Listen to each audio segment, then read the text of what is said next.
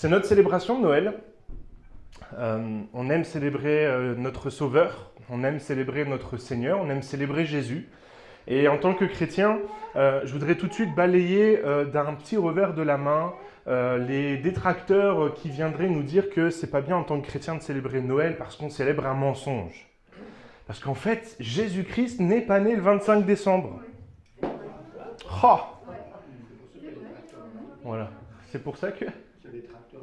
C'est pour ça qu'il y a des tracteurs dans la rue. Ouais. D'accord. Non, effectivement. Non, les détracteurs.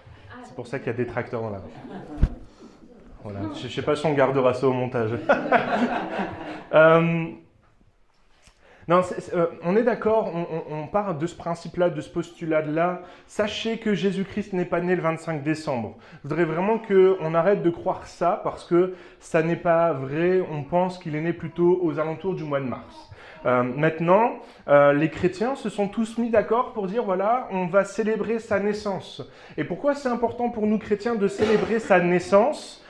C'est que pour qu'il puisse y avoir la mort de Jésus-Christ à la croix et sa résurrection, il a bien fallu à un moment donné que Jésus-Christ naisse. Parce que, oui, ça fait partie des choses logiques. Hein. Et pour ça, il faut célébrer ce moment-là. Je pense que c'est important de chrétiens de se rappeler que Jésus-Christ est venu sur terre. Et en général, moi, quand j'aime quelqu'un, j'aime bien les célébrer, les moments importants de sa vie. Et j'aime bien fêter les anniversaires, j'aime bien fêter ces choses-là. Ok ? Donc c'est important de célébrer Noël en tant que chrétien. Pour autant, je pense que c'est important d'avoir une bonne vision, une bonne image de ce qu'est la naissance de Jésus-Christ. Et aujourd'hui, dans le folklore de Noël, qui chez lui a installé un sapin de Noël ? Levez la main. Oui, un petit sapin, voilà, il y a de différentes tailles, il y a des petits, des moyens, des grands. Qui maintenant a installé sa crèche de Noël ? Ah, il y a moins de crèches. Ah, les sœurs ont installé la crèche, ok. Alors nous, on a installé une petite crèche et c'est vrai que... Alors, j'aurais bien voulu vous la montrer, notre petite crèche, mais figurez-vous qu'elle sert aussi pour l'école du dimanche. Donc, je n'ai pas pu ramener notre petite crèche. Mais autour de cette image de la crèche, de cette image de la nativité, se cachent peut-être des conceptions erronées de la naissance de Jésus-Christ. Alors, pour support de ce message, on va lire Luc chapitre 2, les 7 premiers versets. C'est une lecture un tout petit peu longue par rapport à d'habitude, mais on va prendre le temps de le lire. En ce temps-là, parut un édit de César Auguste, ordonnant un recensement de toute la terre. Ce premier recensement eut lieu pendant que Quirinius était gouverneur de Syrie. Tous allaient se faire inscrire chacun dans sa ville. Comprendre c'est quoi, qu'est-ce qui se passe à ce moment-là ? À quoi sert un recensement ? Waouh. Savoir le nombre qu'on est. À savoir le nombre qu'on est, ok. À faire payer des impôts, voilà. On en est là. Il faut comprendre que le recensement à ce moment-là, c'est le peuple romain, d'accord, à qui appartient aujourd'hui, à ce moment-là de l'histoire, Israël. Donc les Romains ont envahi Israël, et Israël est donc sous occupation romaine, et les Romains, qu'est-ce qu'ils font ? Ils font le recensement des populations israéliennes. Pourquoi faire ? Pour leur faire payer un impôt. Ok ? Est-ce que vous avez ça en tête ? On continue. Joseph aussi monta de la Galilée, de la ville de Nazareth, pour se rendre en Judée, dans la ville de David appelée Bethléem, parce qu'il était de la maison et de la famille de David, afin de se faire inscrire avec Marie, sa fiancée, qui était enceinte. Pendant qu'ils étaient là, le temps où Marie devait accoucher arriva. Pas de bol. Pas de bol, hein. Et elle enfanta son fils premier-né. Elle l'emmaillota et le coucha dans une crèche, parce qu'il n'y avait pas de place pour eux dans l'hôtellerie. C'est tout ? Eh bien, on continue. Diapo suivante. La crèche, c'est pas un conte pour enfants. C'est un choc, et la crèche vient confronter notre culture. J'essaye maintenant de vous expliquer, parce que vous savez, quand les écrivains des Écritures ont écrit la Bible, ils ont mis l'essentiel. Pourquoi ? Parce que l'objectif, surtout pour Luc, c'était de transmettre son texte à un avocat. A priori, c'était ça qu'on pensait. C'était de le transmettre à un avocat pour que l'avocat puisse défendre Paul devant les Romains. Et donc, Luc s'est pas attardé d'expliquer contextuellement ce qui s'est passé, d'expliquer pourquoi, le comment des choses. Pourquoi ? Parce qu'en fait, il s'adressait à des gens qui avaient déjà la culture de l'environnement. Les gens savaient déjà à peu près ce qui s'était passé. Ils étaient au courant qu'il y avait eu un recensement, ils avaient entendu parler de Marie qui avait accouché, toutes ces choses-là. Maintenant, on va essayer de se plonger un petit peu dans le texte et de le vivre un peu plus. Imaginez, vous avez une femme enceinte avec vous. Vous êtes Joseph et vous êtes fiancé à une femme enceinte. Et d'un coup, on vous dit, vous allez devoir voyager, quitter la ville où vous êtes, voyager avec votre femme enceinte pour aller vous faire recenser par vos envahisseurs, de façon à ce que vous puissiez payer un impôt. Et puis, quand vous allez arriver, et puis au moment où elle arrive à Bethléem, elle se met à avoir ses contractions. Mesdames, vous savez ce que c'est qu'avoir des contractions, a priori. Messieurs, vous savez ce que c'est que quand votre femme a des contractions? C'est comme quand on a la grippe, ouais. Imagine, moi j'aime bien parce que le temps où est arrivée, elle était enceinte, et le temps où elle devait accoucher arriva, et puis il y a un espèce de vide de ce qui s'est passé entre le moment où elle a ses premières contractions et où le moment où elle emmaillote Jésus-Christ et elle le met dans la mangeoire. On n'a pas ce qui s'est passé entre les deux, de peut-être tous les conflits qu'il y a pu y avoir. Ouais, tu te rends compte, t'as pas réservé d'hôtel, alors tu savais que j'étais enceinte. Et là, je suis en train d'accoucher. Tu te rends pas, je perds les os, tu te rends pas compte, je vais devoir accoucher dans la paille. Tu te rends pas compte? Non? Hein? Parce qu'on a que ça à faire aussi, quand on a une compassion, on a que ça à faire. Vous avez que ça à faire, voilà. On n'a pas le chaos qui s'est passé à ce moment-là, l'histoire. Et puis, ce matin, j'aime bien essayer de trouver des illustrations. Et puis, j'ai regardé, le problème, c'est que la vidéo, elle est en anglais. Mais vous savez, là, le bébé est emmailloté, il est dans la mangeoire. Puis d'un coup, il y a quelqu'un qui tape à la porte. Puis il y a Marie qui dit, bon, peu importe qui c'est, s'il te plaît. Je viens d'accoucher, je suis pas maquillée, je suis pas apprêtée. J'ai pas envie de recevoir des gens, quoi. J'ai pas envie, quoi. Puis il y a des gens qui tapent, puis hop, ça rentre. Bonjour, on est les rois mages, on vient apporter des cadeaux à Jésus. Puis là, elle est là comme ça. Puis là, Marie, elle dit, bon, il y a assez de monde, maintenant c'est tout. Hein. Quelqu'un tape. Et c'est les bergers qui arrivent avec leurs moutons et compagnie. Coucou, c'est nous que voilà. Et puis là, Joseph, il dit, bon, qui veut à boire? Et puis là, tout le monde, ah ouais, on veut bien boire. Et puis Joseph, qu'est-ce qu'il fait? Bon, Marie, ils ont soif, hein. Puis Marie qui est fatiguée. Et puis finalement, tout le monde s'en va. Et puis d'un coup, il y a l'ange Gabriel qui vient et qui la regarde et fait « Marie, t'as l'air fatiguée, qu'est-ce qui t'arrive ?» C'était une vidéo humoristique, mais vraiment, j'essaie toujours d'imaginer un petit peu le chaos. Et le premier mensonge qu'on nous raconte quand on parle de la crèche et que vous avez peut-être installé chez vous, c'est « douce nuit, sainte nuit ». Vous savez, où tout est paisible. Il n'y a pas de bruit, tout va bien, tout le monde est bien, tout le monde va bien. Mais est-ce qu'on peut se rappeler quand même que fondamentalement, Joseph et Marie sont expatriés, se retrouvent à devoir donner naissance à Jésus-Christ dans une étable parce qu'ils n'ont pas trouvé de place dans la maison, ils n'ont pas trouvé de place, donc ils se retrouvent là, au milieu des animaux, ils mettent Jésus dans la mangeoire, il y a des gens qui viennent à droite et à gauche, et puis même au-delà de ce contexte-là, quand on dézoome un petit peu sur l'histoire de Marie et Joseph, ils arrivent quand même dans un contexte radicalement ténébreux. Israël est envahi par les Romains, il y a l'impôt qui commence à arriver, on demande aux populations d'aller migrer à droite à gauche pour se faire recenser. Bref, il y a un contexte de chaos complet. De la même manière que peut-être que dans nos vies, on peut avoir cette... Voilà, regardez-moi cette belle... C'est magnifique, oh là là, tout le monde a l'air paisible, tout le monde a l'air doux. Et il y a un mouton, même lui, il a l'air paisible et doux.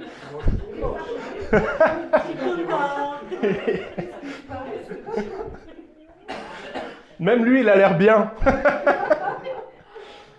Mais voilà, on est là dans ce contexte, tout va bien, tout va bien. Puis en fait, mais fondamentalement, quand vous dézoomez sur la situation, c'est le chaos. Et la scène de la naissance de Jésus-Christ, cette crèche que vous avez installée, n'est pas un moment paisible dans la vie de Joseph et Marie, n'est pas un moment paisible dans l'histoire d'Israël. C'est un moment de chaos. Et la bonne nouvelle, c'est que ce qu'on ne nous montre pas, c'est le stress autour de l'accouchement, c'est le stress qu'a procuré la naissance de Jésus-Christ pour Joseph et pour Marie, le stress que ça a procuré de devoir s'organiser, de devoir préparer, parce qu'ils savaient qu'ils allaient se faire recenser, que l'échéance allait arriver. Bref, c'était vraiment du stress, du stress, du stress, dans un contexte géopolitique compliqué. Bref, c'était le chaos. Et le problème de faire croire que tout était bien, c'est douce nuit, sainte nuit, c'est qu'on a la sensation qu'en tant que chrétien, on a la sensation que pour pouvoir accueillir Jésus-Christ dans sa vie, il faut que tout soit paisible, il faut que tout soit doux. Mais la réalité des choses, c'est que Jésus descend au milieu du chaos. Jésus ne vient pas après le chaos. Il ne vient pas quand tout est réglé, quand tout est bien. Non, Jésus vient au milieu du chaos. Et peut-être que c'est l'état de ta vie, quand tu regardes ta vie, tu dis « Ouais, moi, c'est trop le chaos pour que Jésus-Christ puisse venir s'installer dans ma vie. C'est trop le chaos pour que Jésus-Christ puisse tenir une place dans ma vie. C'est trop le chaos pour que ça fonctionne. J'attendrai que ma vie soit mieux rangée pour accueillir Jésus-Christ. J'attendrai que peut-être je sois guéri, j'attendrai d'avoir trouvé un travail, j'attendrai que ça aille mieux dans ma vie, ça aille mieux dans mon couple, ça aille mieux dans mes finances, ça aille mieux dans mes relations. J'attendrai ça pour accueillir Jésus-Christ. Le problème, c'est que tu ne sais pas quand est-ce que le chaos va finir dans ta vie. Et que Jésus-Christ ne veut pas attendre que le chaos soit passé pour venir. Jésus-Christ vient au milieu du chaos. Et comme on l'a chanté, quand Jésus-Christ arrive, quand Jésus-Christ vient au milieu du chaos, il vient comme suspendre le temps pour dire « Ouais, il y a quelque chose de glorieux qui est en train de se passer. » Parce que oui, effectivement, quand on lit la crèche, quand on lit la nativité, quand on lit cette histoire, on se rend compte qu'effectivement, il n'y a pas eu besoin d'expliquer tout le stress qui s'est passé au moment de la naissance de Jésus-Christ. On n'a pas raconté l'histoire de comment Joseph a disputé Marie parce que c'était quand même pas le moment d'accoucher. Et on n'a pas non plus l'histoire de Marie qui hurle sur son mari, Marie qui hurle sur son époux ou sur son fiancé parce qu'il n'avait pas réservé de telles rives. On n'a pas cette histoire-là. Pourquoi ?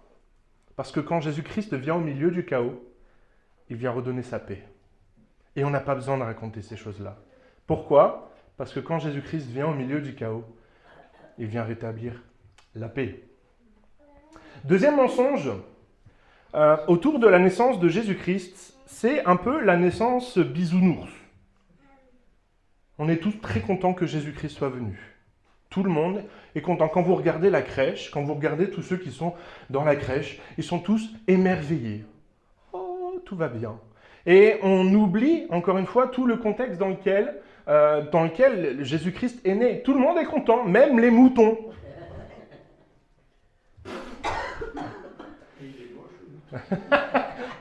Oui, il est moche. On peut être moche et content, voilà. Mais on dirait un chien. Il vient de naître peut-être, ouais. Il a la même date d'anniversaire que Jésus. Mais c'est vrai que la crèche de Noël, les scènes de nativité, et j'ai même envie de vous dire, regardez-nous ce beau triptyque qu'on a mis, ce bel affichage. C'est le monde des bisounours. Tout va bien, tout le monde est en paix, les gens arrivent tranquillement avec des auréoles sur la tête, comme des saints. Et en fait, on oublie complètement qui sont les personnes qui sont venues voir Jésus en premier. Alors j'y reviendrai sur les bergers. Alors déjà, il y a les bergers, mais j'ai consacré un point entier aux bergers. Mais ensuite, il y a qui après les bergers ? Les rois mages. Super. Comment ils s'appellent, les rois mages ? Et ils étaient combien, les rois mages ? Disait la légende, ils étaient 3. Non, en fait, on ne sait pas. Tout ce que la Bible nous dit, c'est que ce n'est même pas des rois mages. Des mages. Et c'est traduit par mage parce que ça fait un peu sage, ça fait un peu... Mais le terme biblique, c'est des magiciens. Et à cette époque-là, ce n'est pas les prestidigitateurs avec leurs cartes. C'est des gens qui étaient versés dans cette théologie, dans cette doctrine, dans cette foi basée sur les étoiles, sur le mouvement des étoiles, sur la divination, sur l'observation des événements, toutes ces choses-là. C'était vraiment des gens qui n'étaient pas du tout dans la mentalité théologique. Ils ne croyaient pas, ils croyaient en l'univers, ils croyaient en toutes ces choses-là, mais Dieu n'était pas au centre de leur vie. Et c'est ces gens-là qui viennent rencontrer Jésus-Christ. Et eux, et c'était peut-être les seuls qui étaient contents. Parce qu'autour de ça, on a un Hérode, à qui on dit « Hey, il y a le roi des Juifs qui vient de naître. » Là, Hérode, il dit « Attendez, le roi, c'est qui, là ?» Bah ouais, c'est moi le roi, là. Donc, qu'est-ce que vous allez faire ? Bah, vous allez exterminer tous les gamins, là. Tous les gamins qui sont nés à peu près autour de cette période-là, vous allez tous les prendre, vous allez les tuer. Ouais, c'est pas très gentil, non ? Mais c'est ce qui est arrivé. La nativité, la naissance de Jésus-Christ, c'est pas le monde des bisounours, tout le monde n'était pas heureux, tout le monde n'était pas super content que Jésus-Christ vienne sur terre. Si tu peux m'afficher la diapo. Jésus ne vient pas pour être décoratif, mais pour être Seigneur. Jésus-Christ, quand il vient un peu confondre les autorités. Il vient un peu confondre tout ce qui a pris autorité. Alors, tout ce qui a pris autorité à Jérusalem, en Israël. Donc, il vient confondre Hérode. Il vient confondre les mages dans leur théologie, dans leurs croyances.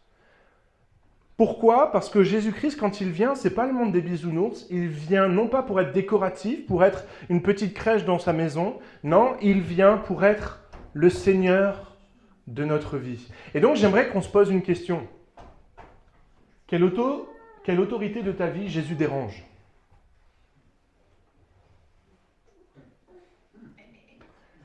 Quelle est l'autorité dans ta vie que Jésus vient déranger ? Parce que c'est bien beau d'avoir une crèche dans sa maison, c'est bien beau de dire Jésus-Christ est au centre, Jésus-Christ, mais quelle est l'autorité que Jésus-Christ vient déranger dans ma vie ? Est-ce que l'autorité dans ma vie, c'est l'argent ?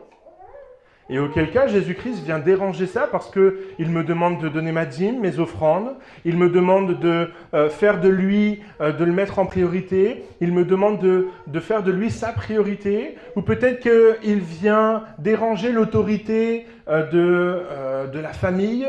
Ou il vient déranger l'autorité de mes passions, de mes hobbies, de mes passe-temps. Il vient déranger les autorités, ce qui prend le pas sur Jésus-Christ dans ma vie. La réalité, c'est que la naissance de Jésus-Christ, c'est la naissance d'un sauveur et d'un Seigneur. Et qu'on ne peut avoir qu'un seul Seigneur dans sa vie. On ne peut avoir qu'une seule personne qui a autorité sur ma vie. Et Jésus-Christ n'accepte pas qu'il y ait plusieurs autorités. Et donc forcément, quand Jésus-Christ vient dans ma vie, il y a des choses qui dérangent. Il y a des choses qui viennent déranger. On parle de Jésus-Christ comme étant la lumière. J'aime bien cette image parce que moi, elle me parle toujours et je sais que je vous en ai déjà parlé. Imaginez que vous êtes plongé dans le noir. Ce matin, j'ai réveillé Esaïe. Et puis pour le réveiller, vous savez, j'ai dû faire quoi ? J'ai allumé la lumière. À votre avis, comment a-t-il vécu les choses ? Tiens, Esaïe, comment est-ce que tu as vécu les choses quand j'ai allumé la lumière ? Il voulait dormir, c'est ok. Et t'as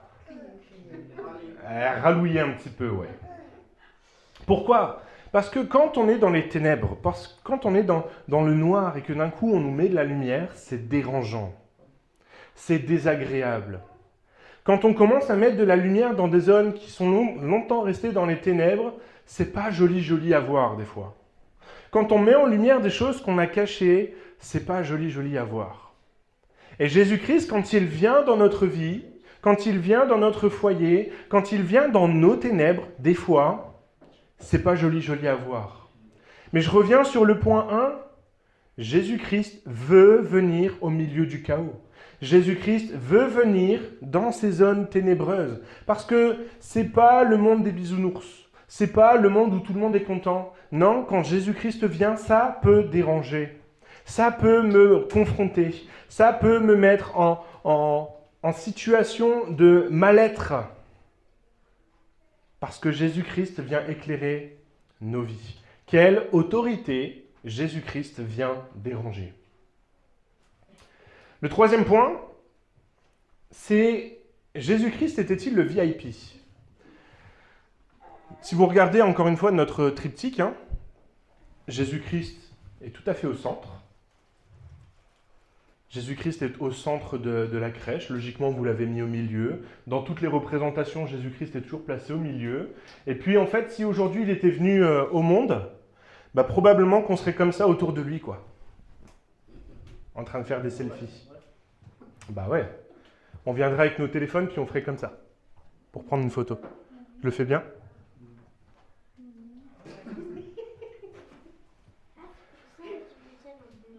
Parce qu'on a la sensation que Jésus-Christ vient comme un VIP et il vient un petit peu être le centre de l'attention. Et que Jésus-Christ va adresser son message à des gens importants. Mais tout à l'heure dans l'histoire, on a parlé de quelles sont les premières personnes que Jésus-Christ, à qui Jésus-Christ va être annoncé. Les bergers. Qui sont les bergers? Des bergers, ok. Ok. Les gardiens des moutons. Ouais, les hommes qui gardent les moutons, ça c'est l'image qu'on en a aujourd'hui avec leur peau de bête, enfin leur moumoute là, leur peau de mouton voilà sur les épaules, et ils sont tout gentils et tout bien. Sauf que ça c'est l'image qu'on a aujourd'hui. À l'époque biblique, parce qu'on en est là. Alors déjà c'est des gens, on dit rejetés, ok, mais on a presque l'impression que eux ils étaient tout sages et que c'était pas de leur faute. Ils protégeaient leurs troupeaux, tout ça, mais on dit souvent qu'ils étaient rejetés. Mais comme si eux étaient tout bien, tout parfait, que c'était pas de leur faute s'ils étaient rejetés. Mais pourquoi ils étaient rejetés par la société? On n'en est pas très loin, ouais. En fait, c'était des gens de mauvaise vie. Des gens qui étaient forcément en dehors de la société, parce qu'ils vivaient avec leurs troupeaux, ils protégeaient leurs troupeaux, donc ils n'étaient pas du tout sociaux. Ils avaient peut-être vous savez, un peu hirsute, quoi. Ils n'avaient pas vraiment un regard avenant, et fondamentalement, c'était quand même des gens qui n'avaient pas une vie bien rangée, quoi. C'était pas des gens qui étaient un modèle de sainteté. Et si ils étaient rejetés par la société, c'est parce que potentiellement leur vie n'était pas rangée, quoi. Moi, ça me pose une question parce que je me dis, mais pourquoi est-ce que Jésus-Christ a été annoncé à ceux-là en premier? Parce que fondamentalement, d'un point de vue marketing, ça aurait été quand même mieux d'aller annoncer la naissance de Jésus-Christ aux pharisiens, aux scribes, aux religieux de l'époque. Personnellement, si j'avais été à cette époque-là un chef religieux, j'aurais bien aimé être au courant que le Messie allait venir sur terre. Et pourquoi est-ce que Dieu ne vient pas annoncer la naissance du Messie aux autorités religieuses de l'époque? Pourquoi est-ce qu'il va annoncer la naissance du Messie à des gens que personne n'aime, qui sont rejetés parce qu'ils ne sont pas bons, parce qu'ils ne sont pas gentils, parce qu'ils ne font pas partie de la société bien rangée? Parce que c'est pour eux qu'il est venu. Parce que Jésus-Christ est venu non pas pour ceux qui ont une vie bien rangée, mais pour ceux dont la vie est un désastre. Jésus-Christ vient pour sauver ceux dont la vie n'est pas rangée. Jésus-Christ vient sauver ceux dont la vie, c'est le chaos. Et c'est pour ça que ce sont les premiers à qui l'ange vient annoncer la naissance de Jésus-Christ. Et qu'est-ce qui se passe au moment de cette annonce? Qu'est-ce qui se passe au moment de l'annonce de la naissance de Jésus-Christ pour ces bergers? La vie des bergers d'un coup, elle change. Pourquoi ? Parce qu'ils se sentent entendus, ils se sentent reconnus et ils sentent qu'ils ont de l'importance. J'aimerais t'encourager peut-être que... je ne vous cache pas que je m'attendais à avoir quelques personnes nouvelles ce matin. Merci d'avoir ramené des brioches, mais j'avais aussi dit de ramener des gens. Bon, on a eu des brioches, on a eu moins de gens, mais c'est pas grave. Pourquoi ? Parce que j'aimerais qu'on puisse s'approprier quand même ce message et que ce message-là, vous puissiez aussi le prendre pour en témoigner, pour parler de ça. Parce que quand on parle avec les gens autour de nous, on a la sensation que Jésus-Christ n'est pas fait pour eux. On aimerait presque dire, ouais, on va pas leur parler de Jésus-Christ à eux parce que leur vie c'est trop la galère. Mais pourtant, j'aimerais vraiment qu'on se rappelle que Jésus-Christ est venu pour ceux dont la vie c'est un chaos. Et que si Jésus-Christ n'a pas rejeté ceux dont la vie est chaos, j'aimerais que nous, chrétiens, nous ne rejetions pas ceux dont la vie c'est chaos. À la banque alimentaire, on a des dizaines et des dizaines de personnes dont la vie c'est le chaos. Il y a des fois, je fais des entretiens et je discute et pendant 1 heure, j'entends le chaos. Mais c'est ces personnes-là que Jésus-Christ est venu chercher. Si Jésus-Christ devait naître aujourd'hui, l'ange Gabriel viendrait à l'espace et ferait l'annonce en disant « Un sauveur vous est né ». La ville de Saint-Goël est peuplée de gens dont la vie c'est le chaos.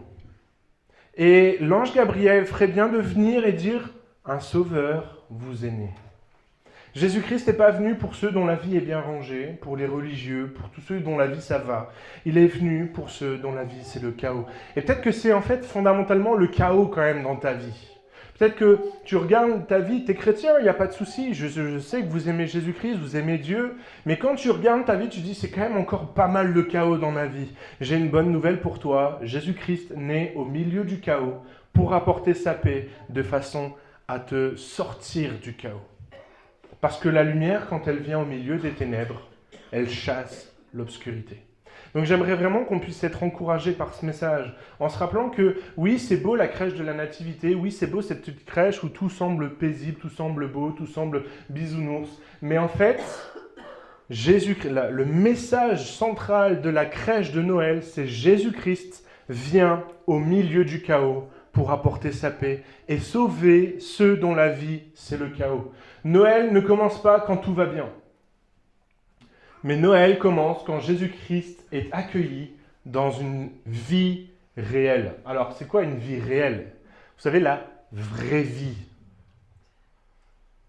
La vie, la vraie, la vie concrète, quoi. Pas l'espèce de vie qu'on essaye de nous vendre du haut d'une estrade ou du haut d'une église. Non, la vraie vie, celle qu'on vit concrètement, celle qu'on va vivre demain quand on va se réveiller, que peut-être certains vont devoir aller travailler, retrouver leurs obligations, retrouver le chemin de leur travail, ou de leurs obligations familiales, ou de leurs galères, ou quand ils vont demain, quand tu vas devoir ouvrir ton compte en banque. C'est de cette vie-là qu'on parle. Jésus-Christ veut venir au milieu de ton chaos. Maintenant, ma question c'est, est-ce que tu veux faire de Jésus, une crèche, une décoration dans ta vie, un ornement dans ta vie? Ou est-ce qu'au contraire, tu veux que Jésus-Christ vienne au centre de ta vie, illuminer ta vie, transformer ta vie, de façon à ce que de ton chaos naisse la paix, la joie, le bonheur, toutes ces choses-là. Alors en termes de prière, on va terminer juste avec un chant. On ne va pas faire un temps de louange comme on fait d'habitude, mais on va juste terminer avec un chant qui... ce chant, c'est Minuit chrétien. C'est un chant traditionnel qu'on chante à Noël, qui nous rappelle que Jésus-Christ est venu nous sauver. Et on a un sauveur au travers de Jésus-Christ. Donc c'est les 3 points, les 3 mensonges que je voulais soulever de cette crèche. Non, c'est pas tout paisible quand la crèche est là. C'est le chaos.